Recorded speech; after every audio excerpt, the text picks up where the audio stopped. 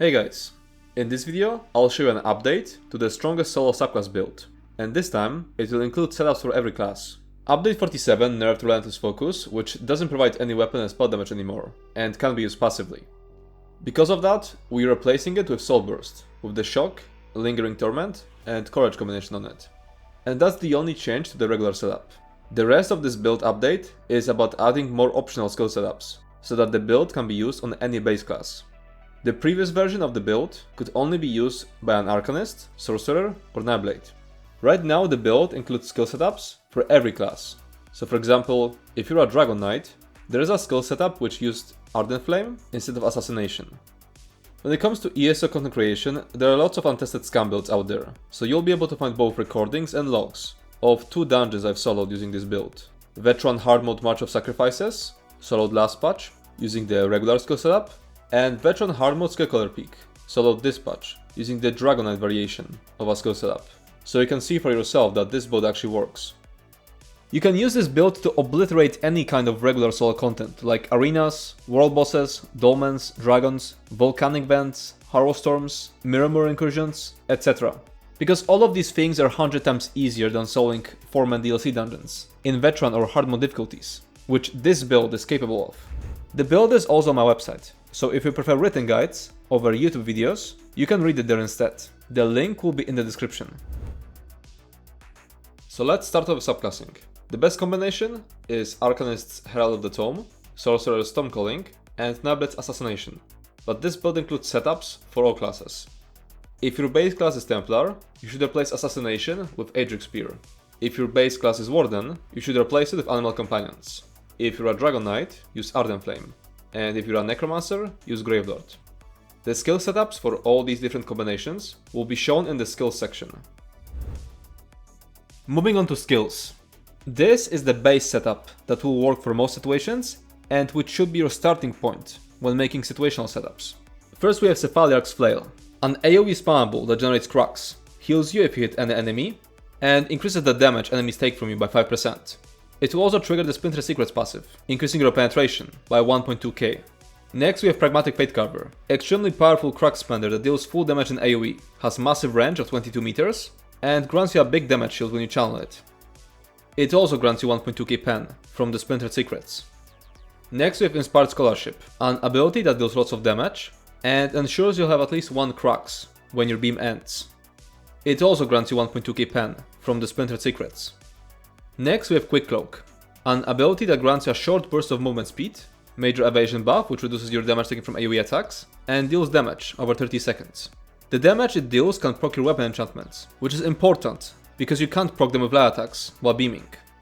Next we have Camouflaged Hunter. This ability will passive grant you the major savagery and major prophecy buffs, which will increase your critical chance by 12%. It will also grant you the minor berserk buff, which increases your damage down by 5% for 5 seconds, after you deal a critical damage from enemy's flank, which has a very wide radius, and can be done by simply walking to the side.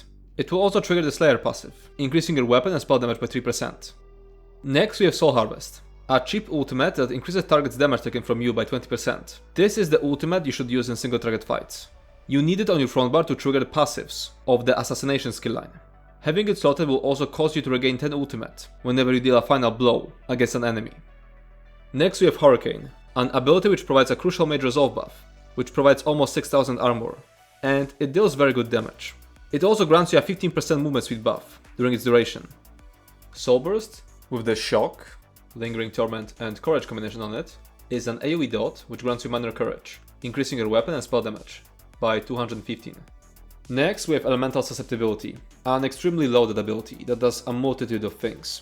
First of all, it's completely free to cast, so it helps us sustain. Second, it applies Major Breach, which reduces enemies' armor by 5948, which is a massive damage increase. And third, it applies Burning, Chilled and Concussed stats effects at the beginning and then every 7.5 seconds. All of these stats effects deal decent damage, but Concussed will also apply minor vulnerability for 4 seconds, increasing enemies' damage taken by 5%.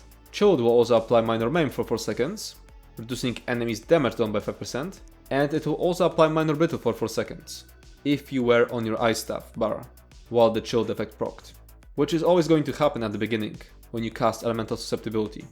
Minor Brittle increases critical damage taken by 10%. The Chilled proc will also synergize with our next ability. Elemental Blockade will constantly apply our Bugbear enchant, in this case the weapon damage enchantment. It will also constantly apply Minor Breach to enemies who are chilled, and they will be chilled thanks to elemental susceptibility.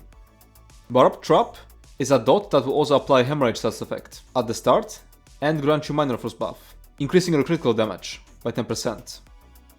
And last we have the Languid Eye, an extremely powerful ultimate that deals damage on a small AoE. Use it in AoE fights or when you start fights with high amount of ultimate stored up. So that was the base setup, but now I'm gonna show you a bunch of situational skills, which you can use to tailor this base setup to specific fights. Quick Cloak is the first skill that has to go when you need to slot something situational, unless the situational skill specifically says that it's replacing something else. Next we have Resolving Vigor. Use it for more difficult fights where the pressure is constant and thus you need the Minor Resolve. It can also be used as your main source of healing before you obtain the Ring of the Pale Order mythic, or in fights with invulnerability phases where you can't heal with Pale Order. Critical Surge will heal you for 3300 HP whenever you deal critical damage, up to once every second.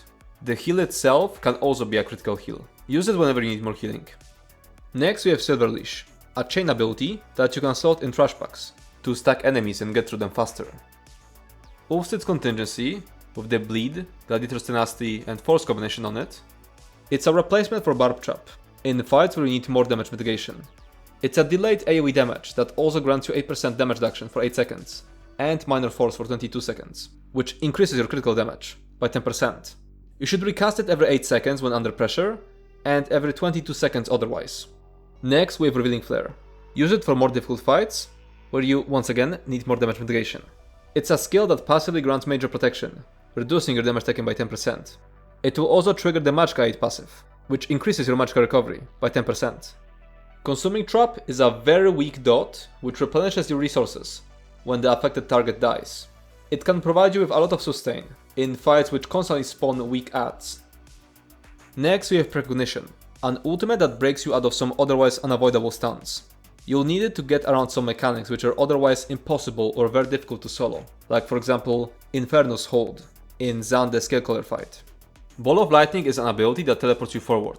Use it in fights where you need more mobility, or in fights where this teleport allows you to invalidate some mechanics. Now let me show you a bunch of examples of how your final setup could look after you apply these situational skills to your base setup. This is a setup with lots of damage mitigation, for bosses that hit very hard. Revealing Flare replaces Quick Cloak, as it provides 10% damage mitigation. Ulfsted's Contingency replaces Barb Trap, as it's also a source of Minor Force, and it provides 8% damage mitigation on top of that. This is a setup for dealing with trash packs. Silver Leash replaces Quick Cloak, so you can chain enemies and cleave them down faster. And now to show you a situational setup against some specific boss, here's a setup I've used against Balorg in Match of Sacrifices. Ball of Lightning replaces Quick Cloak for 2 reasons. It allows you to teleport away when Balorg begins his breath attack, allowing you to outrange it. The second reason is that it helps a lot with kiting Shades of Balorg during the fog phase. And now the setups for different classes. This is a setup for when your base class is Templar. Luminous Shards replaces Inspired Scholarship, and Inspired Scholarship moves to Bugbear, into Soul Burst slot. The additional sustain from Luminous Shards allows you to use Braised Rabbit with Spring Vegetables, instead of Orzorga's Tribe Truffle Pocket. And the Languid Eye replaces Soul Burst. This is a setup for when your base class is Warden. Bullnetch replaces Soul Burst. Deep Fissure replaces Quick Cloak. Wild Guardian replaces Soul Harvest and the Languid Eye. You can keep using the Languid Eye instead of Wild Guardian in AoE fights. The additional sustain from Bullnetch and Flourish passive allows you to use Braised Rabbit with Spring Vegetables instead of Orzorga's Trap Travel Pocket. This is a setup for when your base class is Dragonknight. Flames of Oblivion replaces Soul Burst. Venomous Claw replaces Quick Cloak, and Standard of Might replaces Soul Harvest, and swaps places with the Languid Eye. And this is a setup for when your base class is Necromancer. Skeletal Archer replaces Soul Burst. Detonating Siphon replaces Quick Cloak, and the Languid Eye replaces Soul Harvest. Now as for rotation, I don't use a static rotation, so this is just a list of priorities. Simply recast abilities when they run out, and follow the list of priorities when there are multiple things to refresh. use elemental susceptibility, use elemental blockade, barb trap. If it's an AoE fight, or if you're starting at or close to 175 ultimate, use the languid eye.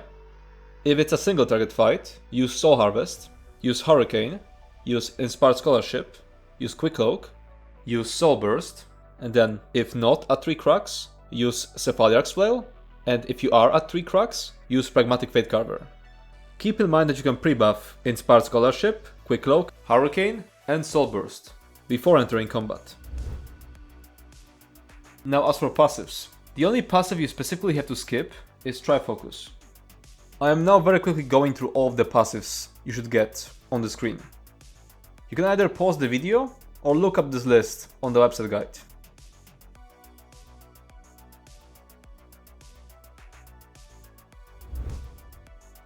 Now moving on to gear. Here's an example of a beginner setup made with just crafted sets. So Order's Wrath, Tideborn Wildstalker, and 2-piece Assassin's Guile. The setup in the table uses only crafted gear, but if you already own parts of the regular setup, which I'll talk about in a moment, like Ring of the Pale Order, you can start using them immediately. If you want to solo some difficult content without Ring of the Pale Order, you'll have to add Critical Surge or Riving Blows to your setup. But for the easier stuff, the healing from Cephaliarch's Flail and shielding from Pragmatic Fate Carver will be enough. The weight distribution of the setup from the table is 1 heavy, 5 medium, and 1 light, so that you can start leveling up all your armor skill lines. Once you transition to regular setup, you'll be using 6 medium, 1 light most of the time, switching to 1 heavy, 5 medium, 1 light only against more difficult fights. Here's a list of gear that might be easier to obtain and can be used while you work towards the best gear. You don't need to start with crafted gear. Simply pick 2 sets from this list that are easiest for you to obtain. Dungeon gear isn't always an upgrade to crafted or overland gear. It's listed in case you already own some of it. The strongest gear combination, without any trial gear, is Deadly Strike combined with Tideborn Wildstalker. And there are a few more things I have to mention. Use training traits if you're still leveling. If you're already at max level and have enough champion points, you can instead use Divines and Reinforce on a chest piece. For overland content, you don't need as much penetration, so you can replace maces with daggers. For overland content, you don't need as much penetration, so you can replace Ice Staff with Inferno Staff. Now we're moving on to the regular gear setup, which is going to be your ideal gear for the majority of content. So Ansu's Torment, Tideborn Wildstalker, Ring of the Pale Order, Crushing Wall, and 1-piece Slime Crow. If you want to switch a situational set, it's best to replace Ansu's Torment if the situational set you're getting has a minor slayer line, and replace Tideborn Wildstalker otherwise. When replacing Tideborn Wildstalker with a medium armor set, change your Slime Crow headpiece to light armor type. For example, a default setup for trash packs would replace Ansu's Torment with Suzan's Torment. Once again, the strongest gear combination without any trial gear is Deadly Strike combined with Tideborn Wildstalker. Now I'm gonna list all the situational sets. Suzan's Torment, as I said before, is the best set for trash packs, but it's also the best set for bosses that regularly spawn smaller adds. Deadly Strike is straight up better than Ansu's Torment in overland content, where you don't benefit from the minus layer and penetration bonus lines. And once again, for overland content, you don't need as much penetration, so you can replace Ice Staff with Inferno Staff. Now this is the setup for easier fights, when you want to maximize damage at the cost of survivability. It simply replaces Ring of the Pale Order with Velofi Urmage's Amulet. Keep in mind that without Pale Order's healing, you will need the Riving Blows CP to survive most fights. And this is the gear setup for extremely difficult content.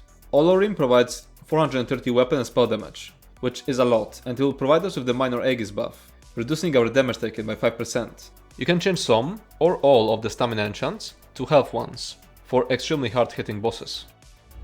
Moving on to champion points. In the blue tree, you'll want to use Master at Arms, Biting Aura, Fighting Finesse, and Wrathful Strikes. When soloing extremely difficult dungeons, you should replace Wrathful Strikes and Fighting Finesse with 2 of the 4 mitigation slotables that match the fight's damage type, so Ironclad, Duelist Rebuff, Unassailable, and Enduring Resolve. Huge majority of the times is going to be Ironclad and Duelist's Rebuff. When using the full damage setup, you will have to replace Wrathful Strikes with Riving Blows in most fights. In the red tree, you'll want to use Bundles of Vitality, Bastion, Rejuvenation, and Fortified. In fights with lots of odds, Bloody Renewal can be stronger than Rejuvenation. Make sure to use Bracing Anchor in fights where you have to block a lot of attacks, and where you don't have to move that much. And remember to use Celerity in fights where you have to move a lot. Moving on to race. When it comes to solo PvE, you need both damage and survivability, so pretty much all races have useful ratios. The best race for dealing damage is Khajiit. While the critical damage from Feline Ambush can sometimes be wasted, due to critical damage being capped at 125%, it will never happen in solo content, because there will be no tanks or healers, providing you with the major force buff. The best race for survivability, and what I am using, is Nord. The Ragged Racial will provide around 6% damage mitigation. Now Mundus. Huge majority of the times, you should use the 5th Mundus, which increases your critical chance. For extremely difficult dungeons, you should consider switching to the Lady Mundus, which increases your armor. Now attributes. For most content, you should put all 64 points into stamina. For difficult content, you should devote as many attribute points as necessary to health. For some content you'll be able to get away with 32 health, 32 stamina.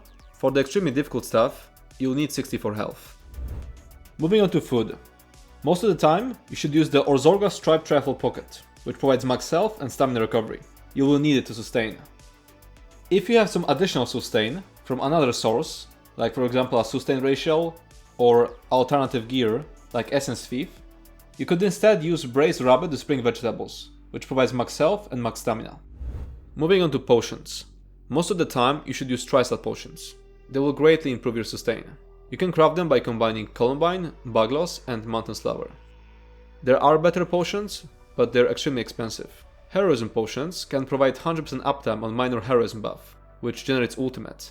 But they're extremely expensive because they're crafted by combining Dragon Rheum, Dragon's Blood, and Columbine. Moving on to Parse. The regular setup parses 67.6k on the 6mm dummy. The Templar setup parses 65.2k.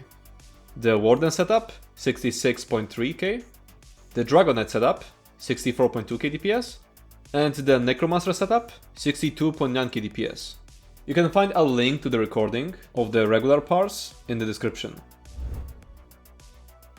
And that's it for this video. If you have any more questions, you can comment down below or join our Discord server Wildheart. As always, feedback will be appreciated. If you enjoyed this video, make sure to subscribe to my channel and check out my Twitch. Thanks for watching and see you next time.